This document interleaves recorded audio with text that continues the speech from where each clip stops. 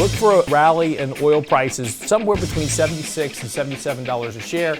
If you need to reduce or rebalance your energy exposure at that point, you certainly can. Here's what you need to know, though, before the bell this morning. Over the last couple of days, we've seen a fairly big correction in oil prices. And oil prices have been kind of pulling back here just over the last few days. We were holding a really good support line right along the 100-day and the 200-day moving average.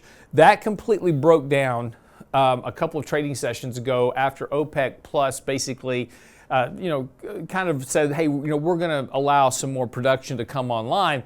And that's pushed oil prices down. Now, we're getting fairly oversold here on a short-term basis, so you could expect a bounce in oil prices here short term, but we are definitely taking out very important moving averages. It does suggest that we're likely going to see oil prices come down. Now, we're sitting on support that goes back to basically February of this year. So again, we've kind of done a round trip since February. We're getting pretty oversold here, so kind of look for a bounce. Now, this is going to translate. There's a very high correlation between energy prices and energy stocks, obviously, because of the underlying commodity. But this is probably going to allow you to have an opportunity to maybe look at rebalancing some of your energy exposure in that commodity space on that bounce. So look for a rally in oil prices somewhere between $76 and $77 a share. If you need to reduce or rebalance your energy exposure at that point, you certainly can. But again, taking out all of these moving averages potentially puts a little bit more risk into oil prices of lower energy prices. And that's going to occur if we do continue to see slower rates of economic growth.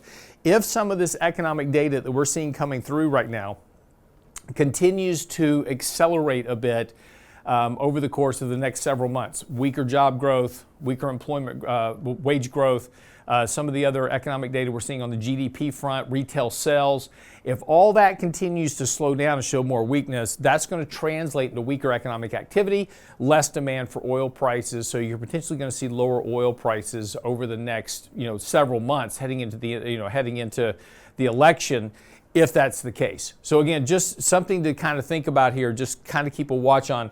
Again, we are oversold here. So again, getting a bounce in oil prices here short term would not be surprising, but just keep a watch on it. This will also translate very short term. Lower oil prices also translate into weaker inflation pressures, which will, kind of put and again, we've seen this here lately just with the expectations for Fed rate cuts now up to 2 for this year. But if oil prices can continue to trend lower here, that could translate into a lower reading on inflation pressure in the next couple of months, which would certainly, kind of push those expectations for further rate cuts higher than they are currently. Outside of that, of course, the 10-year Treasury, we've seen, because of this inflationary drop, potentially, right? That's happening with oil prices. That's been translating into into interest rates as well. Interest rates had rallied back a bit heading into some of the recent economic data. That data, a lot of people were expecting to be stronger than it was, came in weaker than expected. So we've completely kind of round tripped that little tick up in interest rates. Now, importantly, we're starting to see a pattern here. We've got a double top in interest rates, now triggering a sell signal, once again suggesting lower interest rates coming. If we take out this last level of support on moving averages, we could see interest rates come back down to about 4.1%, maybe even 4%.